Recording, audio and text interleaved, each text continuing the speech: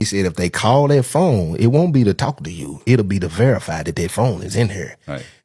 And when they verify it's in here, they going to come in here. They going to get it. And you going to say it's yours. And you going to take you going to go to the hole. When you get out, I'll get you back down here, but you're going to the hole tonight. I said, I don't believe that. He said, all right, well, let's see what I tell you. I said, I told you I was going to get her. So we sitting there. He was like, she ain't called yet? I said, no. By that time, I got the phone under the pillow where I can see it. It light up. It's blocked. He see it because the crack of his bed, he see the light. He stand up. Go answer it. I said, he said, that's the green team. He said, I promise you, soon as you say hello, they going to run in there. I said, I don't believe. He said, well, go on answer then. I don't answer it. She called back again for about 5 minutes. Block. I answered. Hello? My daddy started grabbing my stuff. I said, hello? She said, hey, big head. I looked at my dad. I said, hey, little head. He said, straight. So we get to talking. My daddy tap on the bed. Elsa, she'll bring us something in here. I said, hold on. Heck yeah. I said, I thought you said the police was gonna come in here. He's, whatever you need me to do, just let me know. Now you won't in because you see how I pulled it out. But we started talking. It probably wasn't 2-3 weeks, man. She started asking about penitentiary money. So I'm telling her, you buy a pound of tobacco on town, $25, $30 in here. It's $8,000, $9,000, maybe $1,000. You go buy a phone, $50, you bring it in here, it's $1,500, $2,000 at Northeast.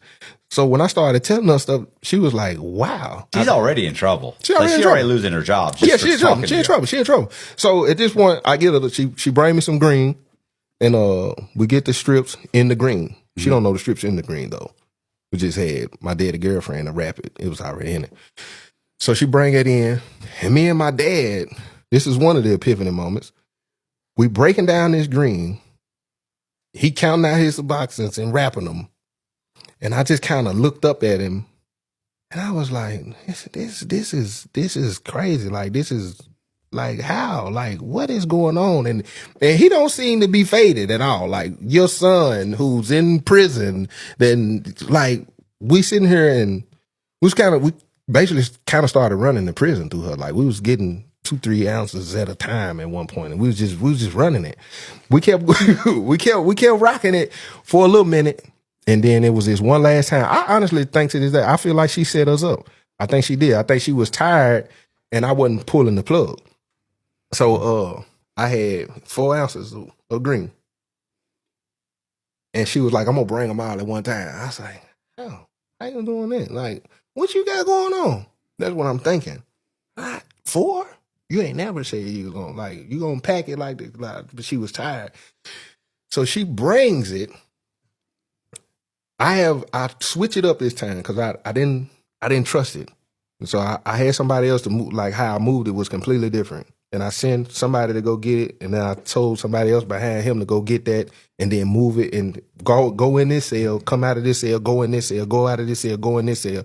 So they can't kind of pinpoint what's going on and how it's going on. So when it happens, my dad is at work in the kitchen, and we got Suboxones and stuff too. So it wasn't 5-10 minutes. Police run in and goes everywhere these people went. And then after they did all that, then they came to my cell. I was like, man, what's going on? He said, the warden told me to give you whatever you ask. But you know what we want. I said, what do you want? He said, you know what? He said, come on now. He said, do you love her? He said, the warden told me to give you whatever you ask. But you know what we want. I said, what do you want? He said, you know what? He said, come on now. He said, do you love her? You do know if I decide to send you to another prison, she'll be talking to somebody else about tomorrow. She don't care nothing about you. I said, you sitting up here trying to get me to give you somebody that's the police. He said, she ain't the police. She's an inmate. And I'm going to treat her like one when I catch her. He said, you know what a red line is? I said, nah. He said, I'm going to tell you what a red line is. That's when a government official is working with the enemy. He said, you can get my license plate number and find out where I live, find out where my other coworkers live. You can find out where the kitchen workers work at if you would live at if you wanted to. He said, people like her are dangerous to people like me because we have to come in here and do our job. She can give you information to find out where we live and you can get things done to us on the street. So when I catch her, I'm a redline her and make sure she never gets to work for the government again. I said, you just said all that and I'm telling you she one of y'all. He said, I'm going to get her.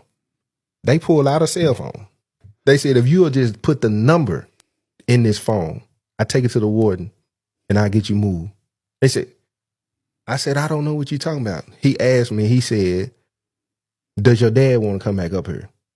I said, no. He said, do you want to go down there with your dad? I'll have you on the bus in the morning, going in the cell with your dad as soon as you get out the bus in the morning. I said, how many people you don't have these kind of conversations with? You too comfortable. Like this don't happen in penitentiary. I said, how many people? He said, you'd be surprised. You'd be surprised how many of these conversations. I said, well, that ain't what's going on with me. He said, I'll make another offer. He said, I get your daddy back up here. Y'all can sell as much tobacco as you want. I said, how this gonna happen? He said, I'm just letting you know. We want her. I said, that phone probably ain't even on. I'm finna play my game too. He said, it's on. He flipped it on and turned it on. I said, man, let me see that. I grabbed the phone. He said, you ain't gotta do nothing but dial that number and punch it. He said, I'm gonna have you down there with your dad in the morning. I said, I don't know the number you talking about. He pulled out a paper with a list of numbers. Do you see the number? Do you recognize the number? I said, I don't know what you're talking about. I got the phone in my hand.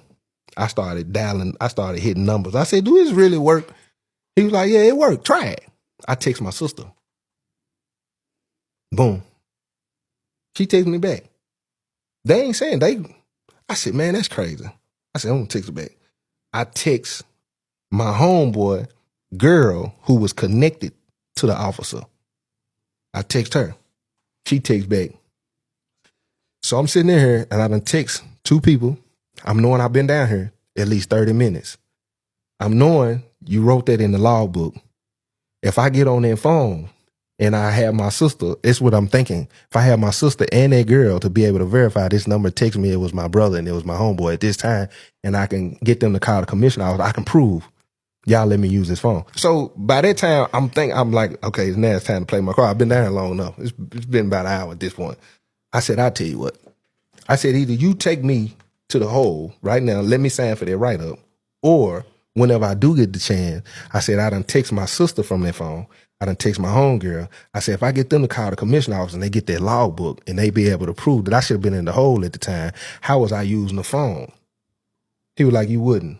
I leaned back. I said, try me. Man, they walked me to the police car and the police reporters were running up to the car, like putting the mic, like, how did you get out of the jail? How did you get out of the jail? And I was like, they let me out. They let me out. So I'm sitting there. I know the charges and I'm like, it's over. Like, this is it. And two detectives came. They came and they opened the cell and they was like, you know what we're here for, don't you? I said, yeah, I know exactly why I'm here. They were like, well, tell us who did it. I said, they getting in trouble? They was like, probably not. Are they getting in trouble? Yeah, but they ain't talking about the case. They talking about who let me out the jail. Oh, okay. So I'm like, they getting it. He was like, nah, they probably just gonna lose their job. They not gonna get charged or nothing. Yeah, I said, well, if anybody gonna get charged, then if I can't get somebody in trouble with me right now, I'm trying to take whoever down at this point. Nah, I said, there's nobody let me out. They put an emergency transfer on me, and I ended up getting moved to West High. I get there, and I asked the lady, I said, do you know Christopher Williams? She said, oh, he in the unit you going in. She said, how you know him? I said, that's my daddy brother. It's my uncle. I just left with my dad and my brother, left with my dad, and now I'm down here with my daddy brother who got 75 years for kidnapping. Jesus. I go over to the cell. Hair grew out on his face. My uncle ain't seen me since I was a kid. And so I knock on the door. He come to the door. He was like, what's up? I said, man, what's up? He just looking. I said, you know who I am? He squinting his eyes. He said, Tommy? That's what he called my daddy. I was like, nah. I was like, it's nephew. It's Boo. He was like, nephew?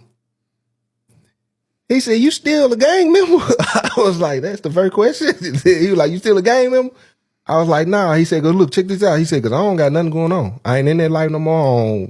condone that. He said, if you want to get on the right path, I can help you. I can help you get your job down here. I'm like, what? Hold on, we ain't even caught up or nothing. You don't know why I'm here. What's going on? How you doing? Nothing. And he was like, the path that I'm on, if it's other than that, he was like, man, I can't. And I was like, nah, I've been out of GD. He was like, well, you do hustling? I was like, yeah, but I really I just got here. Give me a chance. I know. I was like, dang. So they put me in this corner cell with my uncle best friend, which is Dip, which he was in the word too. And over time, I was just like, man, I got parole here and that coming up, and I'm thinking, man, let me figure to see how this work. And bro, I went up for parole, trying to do it right. I had been going to the church. It's kind of switched it up, really playing with God in a sense. I'm thinking, you know, I can be performative and he can bless me. And I had like a year and some change, almost 2 years left. Because they had denied me 2 times already. First time they put me out for 3 years. Second time they put me out for 2. I'm thinking, I'm going to get it this time. Like, come on, I took all the programs. I ain't had no write-ups. Like, I'm cool. And man, I went up there and wasn't in there 15 seconds. The man leaned over.